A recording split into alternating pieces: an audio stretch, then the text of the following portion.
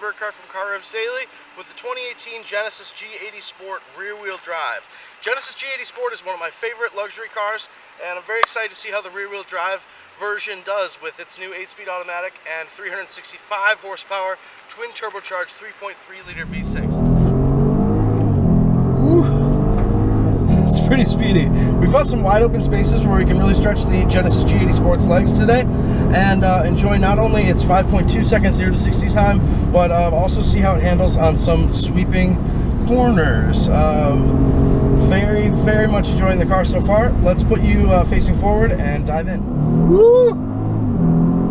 Nice. If you watched our previous G80 V8 or G80 Sport all-wheel drive videos, you'll know that I'm a huge fan of Genesis and love what they've done to this platform for the G80 Sport, adding the Sport changes, including this new 8-speed automatic, the new twin-turbo V6, continuously variable dampers, wider rubber, and just an overall performance makeover from heaven for this car, where now the twin-turbo V6 is as fast as the V8, and it's a little bit more efficient, and it's just generally more modern and more tunable, and an awesome evolution of the series. So G80 Sport almost has no options. It just comes in all-wheel drive or rear-wheel drive. So our goal of this review is to show and tell really whether rear-wheel drive or all-wheel drive is the recommendation for this machine. Doing some low-speed handling tests with that all-wheel drive G80 Sport, I really just absolutely fell in love with the car. Some places where the standard G80 V6 loses out were solved in handling in the handling course for the all-wheel drive car, and I just love how it just is unflappable traction off the line versus the G80 V8. The only gripe I have about it is that it doesn't really sound awesome. So that carries over for this rear-wheel drive G80 Sport. But really, so getting in this car, I wasn't sure. So which one is better? I mean, the rear-wheel drive car is obviously like 150 pounds lighter and is theoretically a little bit quicker, if not off the line, than at top-end speeds, just because of that sheer lightness. So you also have, that lightness is concentrated all in the front. So expected it to feel a little bit different. I'm very, very pleased to report that it drives like almost exactly the same as the all-wheel drive car. The steering feel is still really, really good. Definitely sportified versus previous Genesis G80s, and now really is right up there with some of the best in class from Lexus, BMW, and Audi. So very, very excited to head out on these wide sweeping corners instead of like a tight handling loop over there on the other road. This is an undisclosed location that is letting me really push the top end of this car and see how it does, beyond the typical envelope of 60-70 mile an hour cruising. I mean, this is this type of testing that I like to do with a car like this, simply because you can get in a car, a luxury car, and you'll really love it driving it around town. I mean, they're all great. And then you can come out and really push it a little harder, and you learn a lot about the car, and you learn about its envelope and how it really handles under duress. When it's really being pushed hard, and when it's just stressing all of its mechanical components to the max. So that is our purpose here out on this road, and not just joyful speed, although it is pretty fun. Our purpose is really to feel the G80 Sport rear-wheel drive around corners. Oh god, the road got really bumpy right here.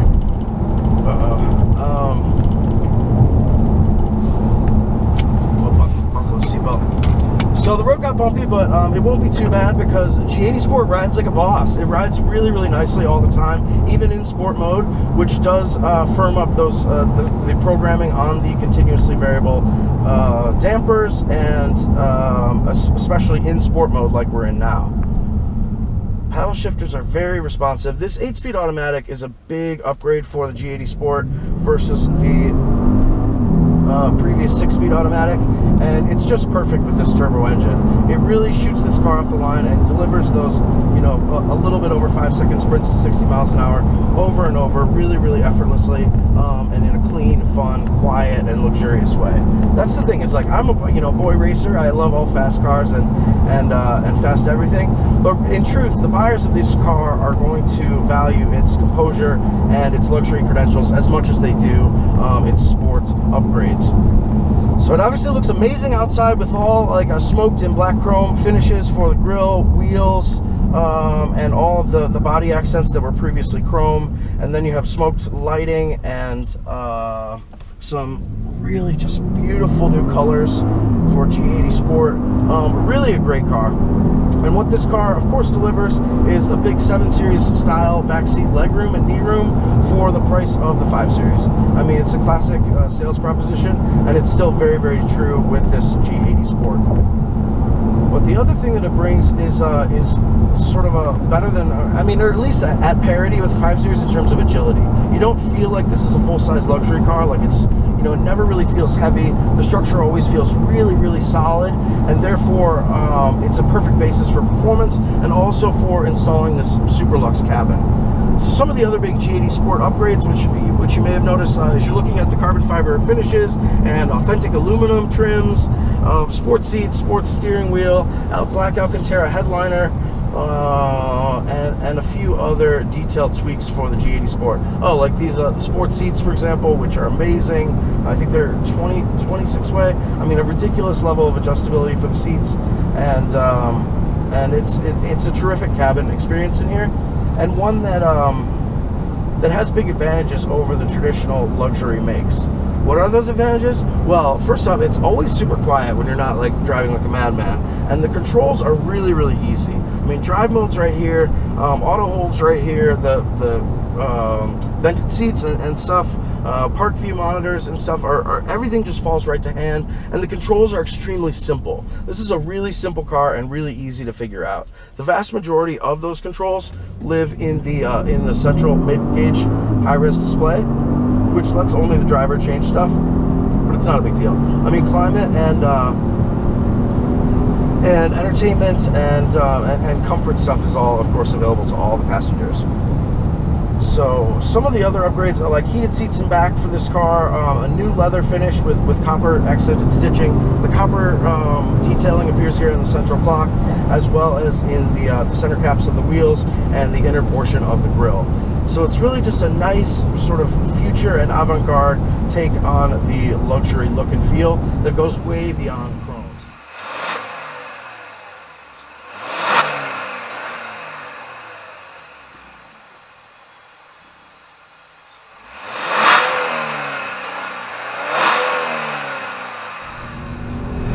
It's gorgeous for it. So out here, I mean, these roads, there are twisties out here, but you have to be going so fast in order to make these corners challenging at all, that it's not really fair to call it like a full-on twisty road. But what the Genesis does is absolutely devour it. It feels terrific, great high-speed stability, and of course, you know, the directional tracking is still fantastic. This is a bumpy road, and I can take my hand right off the wheel, and we're still rock solid, dead ahead. The steering feel is very nice, surprisingly good, and even the brakes feel pretty good. I think that you could use a little bit more brakes than it has right now, but that's just a critique that very few drivers will come across. The performance chops are very convincing with this car. One of the biggest upgrades for G80 Sport is that it grabs the 275 section rear tires from the G80 V8, so that gives it a little more traction off the line, which was a little bit of an issue in some of the first, which way am I going here? In some of the first generation G80s we drove, for the, you know, when it was called the Hyundai Genesis. The gripe that I had about that car is that it had trouble putting its traction down, and I guess this might still apply to the standard G80 3.8 rear-wheel drive. It had a hard time putting that traction down, and then once the wheels started slipping, the traction control cut-in was really intrusive and was counterproductive in terms of getting you into the road and going quickly, and also for the luxury experience. It just wasn't it didn't do it for me with my very demanding high performance needs for these super sedans. And this car does address a lot of that thanks to the wider rear rubber and a little bit different torque peak for the engine and this new transmission. So it's very, very effective, this rear-wheel drive car, in places where the other V6 Genesis rear-wheel drive and even the Genesis V8 to a lesser extent had a hard time really making the most of its power. So this G80 Sport gets really, really close to brilliant and perfect. But I have to say, at this point, you're probably wondering, so all-wheel drive or rear-wheel drive? You know, which is the recommendation? And I have to say, it's the all-wheel drive car. As nice as it is to have rear-wheel drive purity and a little bit of catch and release action with the tail coming out and getting a little bit more lively, I think that the overall handling and performance of the vehicle is much vastly superior with the all-wheel drive system. And that even applies for people.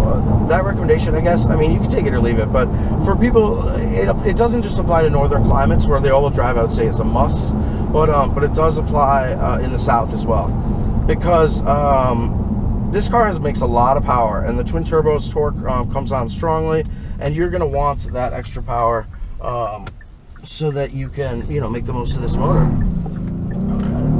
So there are still like a little bit of a couple problems. Like there you saw, like we broke traction just momentarily, and then the traction control cut-in was like really intrusive and actually brought me forward into my seatbelt.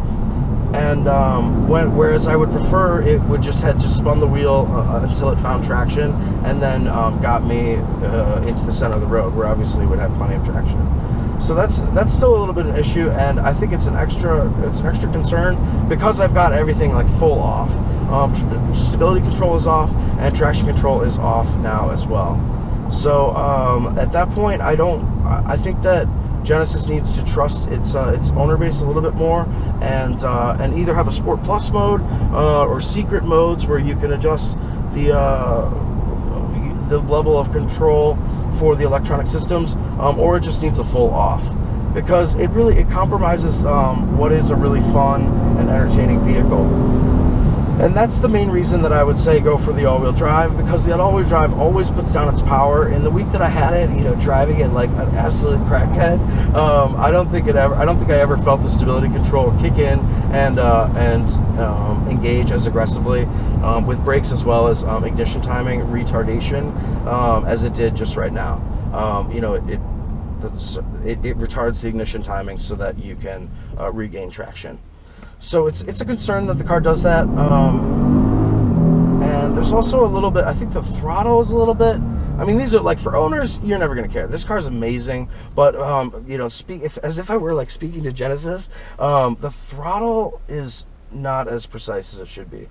So I'm going like full floor, 1, 2. So there's time between when you fully floor it and when the car actually gets up and goes. And I don't know if that's a matter of the electronic throttle settings or the twin turbos just gaining boost, but I have a feeling it's a little bit of both.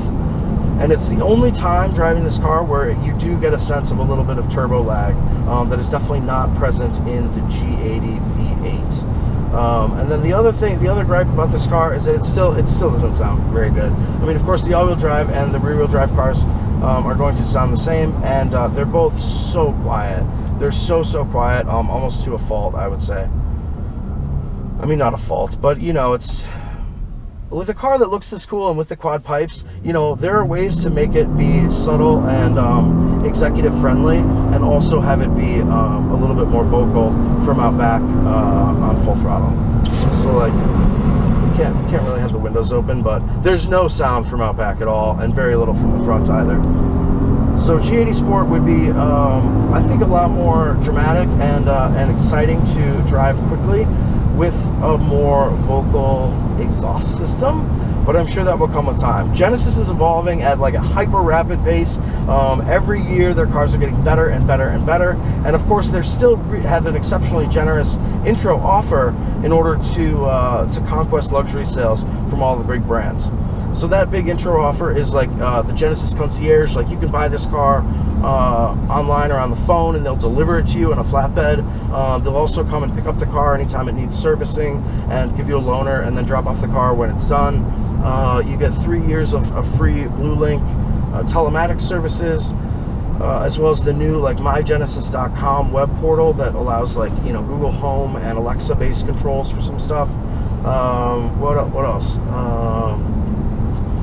And complimentary maintenance, of course, for 3 years. So that's like a big deal, and it's something that really proves that Genesis is not nickel and diming customers. I mean, this car is so cool and so nice, right from its base price of $55,000. You don't, and this is in like sharp contrast to BMW, who is beginning like particularly, some might say like greedy in terms of like how many options their cars really need in order to be like up to snuff, you know, or just to be comfortable and to be safe. Whereas this car has lane keep, has, you know, full around view monitor, active cruise. I mean, all that stuff is standard, as well as heads-up display. We don't have night vision, one thing that the new 5 Series has that this G80 lacks, but otherwise, I mean, there's very, very little on the BMW M550 that we tested recently that is not also on this G80 Sport. G80 Sport also arguably even looks a little bit cooler and more aggressive and unique on the road than the new 550, which is obviously shocking to say and probably pretty shocking to hear. The place where the BMW does devour this G80 Sport is in sheer pace. Off the line, that BMW is significantly more aggressive with its launch control than the G80 Sport ever gets. But again, I mean, that's sort of like neither here nor there, because buyers are going to be driving this in a calm, luxurious way, and only periodically want to enjoy the real sport credentials that this dark and murdered out exterior indicates is going on inside. Overall, the Genesis Twin Turbo V6 is a fabulous machine, the best Genesis yet, except for the G80 Sport all-wheel drive, which I think is going to get my vote for which G80 Sport to go for. It's about $2,000 more expensive, but it will be a lot more capable if you're like me and really like to hammer the throttle hard from a stop and around corners and all the time. All right, we'll see you guys next time. This is Tom Burkhardt from Car Revs Daily. If you like this video, be sure to subscribe and thumbs up. That stuff really, really helps the videos go viral more, particularly in the first 48 hours, where YouTube determines if a video is any good or not. Another final note, a little behind the scenes thing, is that this ain't no Chevy, but I've been looking for new roads, trying to find new roads all day, in order to have a little bit of variety in the way the car reviews come out. And I was not successful. I mean, the road we were on was pretty nice, but I kept scouting. I scouted like 5 locations from Google Maps and got there, and none of the roads were paved. Like, they're all like dirt roads, which is just classic South. As is this, a little bit of that's one nice campfire smell. All right, we'll see you guys next time. Thank you very much for watching, and look for the full review over on carrevsdaily.com. See ya.